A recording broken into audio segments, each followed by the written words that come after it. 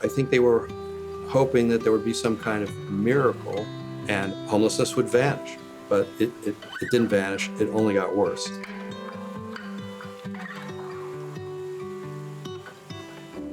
The city of Seattle has devoted a significant amount of funds towards homelessness. The original idea was to set up temporary tent encampments.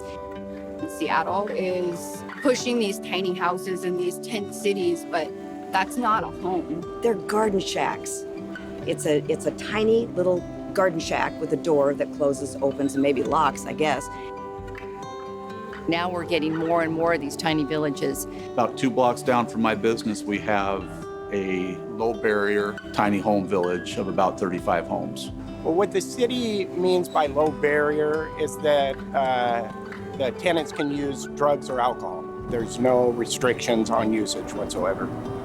I have watched for quite some time what's been going on in Seattle and become increasingly concerned about how bad it's getting. We've got to deal with the elephant in the room. The elephant in the room is drugs, heroin, meth. When I was homeless, you could have fixed 99% of every problem I had. You could have given me money, a place to live. You could have fixed everything. But if you didn't take the drugs away, nothing would work. Nothing would work. So until the drugs, until these people stop using, they will continue on that life, unfortunately. We have a myriad of different calls that we go to.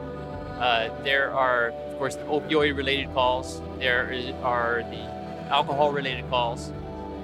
They've become so physiologically addicted that for them it feels like using this drug or substance is like they need to eat.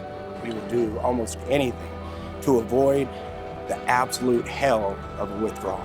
It's really a dangerous situation. We pretty much have to call the police on a weekly basis, sometimes a daily basis. We've had stabbings out here. Just about a month ago, I had a subject beaten, robbed, and stabbed right in front of my business. The police have taken a hands-off attitude toward these camps. And the Seattle Police Department, their hands are tied because they are not allowed anymore to arrest, prosecute, question. And it's not the police's problem. It's certainly not the police. They want to do a good job. They want to help. But it's just that they have been hamstrung. They won't prosecute drug crimes. They won't prosecute prostitution. The camps are like a hiding place for some people. There are people who want to live with no barriers. There are people who want to live outside the law. There are people who don't want to be socially responsible. When you create a community of like-minded people, these are addicts, there's going to be twice as many addicts around to be part of that community because that's where the action is. The city's not doing a thing. Why change it? It's just, but it's a money collector. The homeless industrial complex, who are the ones who run these sanctioned camps, are in bed with local politicians.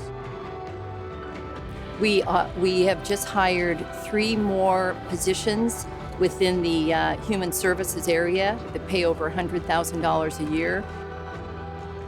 The Low Income Housing Institute is one of the chief culprits here.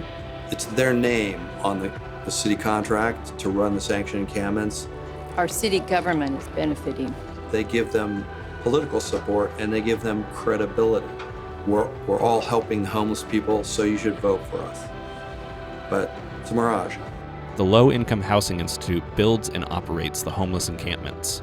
House Speaker Frank Chopp is a founding board member of Lehigh. Over the 3 decades Chopp has spent funneling millions of taxpayer dollars into Lehigh, homelessness has only gotten worse, and Frank Chopp has gotten reelected. Taxpayers and the homeless suffer, while politicians like Chopp benefit. What is your end game, City of Seattle? And we have yet to hear what the end game is.